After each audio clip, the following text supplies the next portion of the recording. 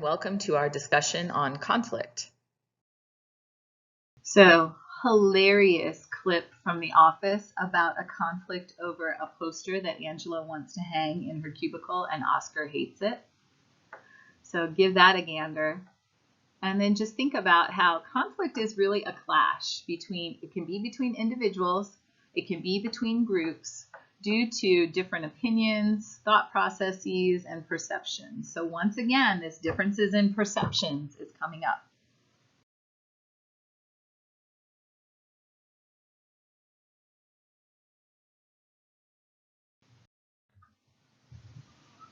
One thing that has been found through decades of research on conflict is that conflict isn't necessarily always bad.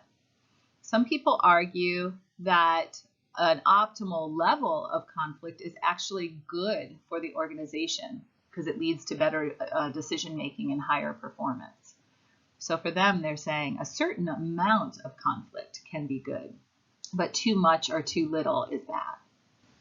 Some types of conflict that you might not have thought of is this idea of intrapersonal conflict, where you're conflicted within yourself about what the right thing to do is. It could be because you've got role conflict, where different bosses are telling you to do different things and you're not sure which is the one that you're really supposed to do. Or it could be that you're just feeling uncertain or not sure that you're up to the task. Interpersonal conflict is one that we probably mostly think of when we think about conflict. And we're going to talk about affective relationship style conflict or procedural or substantive conflict. We're going to talk about 3 different kinds. Intergroup conflict is where the conflict is taking place between groups instead of just individuals. So it could be conflict between departments. I know at PetSmart, merchandising and marketing had some conflict that kind of originated in the vice presidents having conflict with each other. Could be management versus union, could be companies that compete for the same customers, but intergroup conflict is another form. Another way to think about conflict is whether it's functional or dysfunctional. So functional conflict can actually be productive and healthy for the organization, whereas dysfunctional conflict often is not. So instead of the first slide that talked about having an optimal level of conflict, more recent conflict research is arguing that functional conflict is positive for the organization, whereas dysfunctional conflict is negative. And they argue that the positive outcomes that come from functional conflict, creativity, consideration of more diverse ideas, and stronger and better solutions are worth the conflict itself, and that functional conflict is actually positive for organizations. On the other hand, dysfunctional conflict leads to stress and anxiety, lower morale, and decreased productivity. So, how do you encourage functional conflict and avoid dysfunctional conflict? One thing to think about is the causes of conflict. If your organization is set up where there's inherent conflict in the organizational structure, that can be a problem. If different departments or different areas of expertise have incompatible goals, that can lead to dysfunctional conflict. Personality differences are usually going to lead to dysfunctional rather than functional conflict. So if the organization can try to eliminate a lot of these causes of conflict, or at least mitigate them, it might mean that dysfunctional conflict could be avoided. Another way to think about conflict is, again, when you're talking about interpersonal conflict, talking about task conflict, process conflict, and relationship conflict. So task conflict is basically people that disagree over what direction they should be heading, what goals should be, what the content of the problem is. Task conflict is often functional. Process conflict is about how the work should be carried out. This can often be functional as well. Whereas relationship conflict is simply a personality clash and almost always is dysfunctional. So we're saying that task and process conflict can be functional, can be productive and helpful for organizations. But the problem is that relationship conflict is counterproductive and dysfunctional, and it's really hard to foster task and process conflict without ending up with people devolving into relationship conflict. You know, we talk about them like they're separate things, but the reality is that task conflict and process conflict can often turn into a relationship conflict over time. So how do you resolve this problem? One solution that's been proposed by a Mason in 1996 is trust. We talked about trust a little bit when we talked about leadership as well. And so the idea is that if you can depend upon the integrity, the ability, the honesty, the reliability of someone, then you trust them. And when trust is high, people often work better together, are focused on the tasks, take more risks, and help each other, and exhibit fewer counterproductive behaviors. So on a team where there's a lot of trust, if process conflict or task conflict takes place, that team can often avoid devolving into relationship conflict. On the other hand, when trust is low, it's the opposite. People engage in defensive behaviors and have higher levels of absenteeism. They're focused more on the conflict than the organizational goals. So a couple of different folks looked at different kinds of trust. Basically, 3 different kinds that they talked about. Disposition-based trust is this idea that some people are just more trusting than others. So that would be like a character trait of the individual. Whereas cognition-based trust and affect-based trust is based upon a feeling that a person has toward another person. So cognition-based trust is basically, you know what? They've shown me that they're competent at work and I can trust them to get the job done, so my trust in them is based on facts. Whereas affect-based trust is just basically like, I feel like this guy's got my back, I know I can trust him, I can tell him secrets, things like that. So you basically are basing your trust on the feelings and emotions that you have toward that person. All right, so now let's talk about some different conflict handling styles. Here we have another 2x2. You guys are getting used to seeing 2x2s in this course. And so basically the conflict handling styles vary on a continuum on the x-axis from being completely uncooperative or uninterested in cooperating with others to being super cooperative. And then on the y-axis, from low to high levels of assertiveness. So basically low to high levels of wanting to get your own way.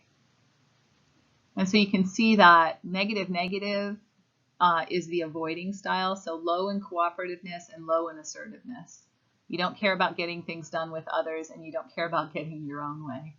Whereas high is collaborating, where you want to get along well with others and cooperate, but you also need to get what you want out of the situation. Competers are high on assertiveness, don't care as much about cooperating with others. Accommodating is high on cooperativeness and gives in to others. And then compromising is the middle of the road. So here's shorthand for each kind of conflict handling style.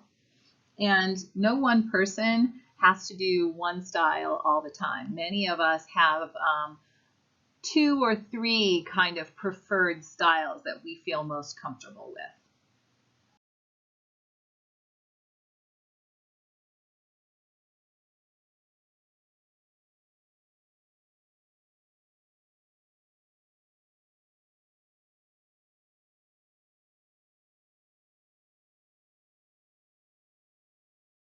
So let's talk a little bit about each one. Avoidance, remember that was the low. And there are times when it's appropriate to use avoidance.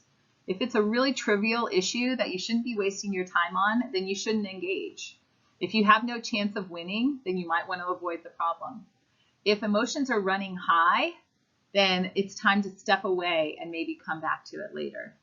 Or if you try to fix it and it only makes it more disruptive, you should probably avoid the conflict. So based on those, you can probably guess a few times when it's not appropriate to use avoidance. Maybe when the issue matters and it needs resolution, or you're the one that has to make a decision, so you can't avoid it. Next is accommodation. So sometimes when it's wise to accommodate, to basically give in to the other person and be cooperative, is when they care about it more than you do. When you realize that you've made a mistake, when you want to build up credits for future use, when you care about the relationship, or when you have less power. Like when it's your boss, you probably want to consider accommodating. What are some times when you want to not use accommodation? Well, if you care about the issue, if you think that the other party is wrong or unethical, if you don't care about the relationship. Okay, so for competition, this is the one that is high in assertiveness, low in cooperativeness. So you're going to go all out to get your own way. When is it good to use this? When you've got the power, you don't care about the relationship with the other person. Maybe sometimes the decision just needs to be made. Maybe sometimes there's an unpopular action that can't be avoided. Or maybe when you don't really need other people to commit to the decision in order for it to happen. On the other hand, you don't want to use competition when you care about the relationship with the other person, when you don't need to have a fast decision, if you're equal in power and you need other people's input because the issue is so complex. Compromise is great when neither one of you can fully get your goals. So the goals are mutually exclusive. You are equal in power. You have to come up with a relatively quick decision. And you tried to collaborate and you couldn't come to an agreement. So meet in the middle and shake hands. When not to use, if it would be possible to find a solution where both people could get what they want, then figure it out. Or if one party is more powerful, then you should probably accommodate that party. Finally, collaboration. People get collaboration and compromise mixed up a lot, but collaboration is different because the idea is that you engage in trade-offs so you both get most of what you want instead of meeting halfway. So instead of splitting the pie in half, you figure out what matters most to the other person, you figure out what matters most to you, and then you both get what matters most to you and give up on things that matter less. So in essentially, you're growing the pie instead of splitting it in half. You can see how if you got all of what you wanted on the important things and gave up what you wanted on the things that were less important, that's better than meeting halfway on everything. So collaboration is when your concerns are important on both sides. You need the insights from different groups of people, and both parties have to be really committed to the decision for it to work, and if you have time available for problem solving. So you can see that collaboration is difficult. It takes a lot more time. When not to use is when a speedy decision is required.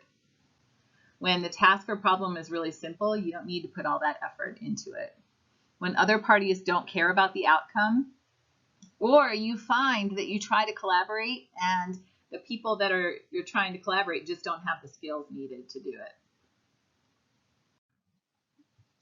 So what I want you to do now is read through the conflict stories on the next 3 slides and jot down some notes for yourself on which style you think would be the best one to use in managing each conflict. And kind of think about why you chose each style. You can press pause on each slide as you need to jot down your thoughts. You can page back to the screen with all the conflict styles on it so you can remember them.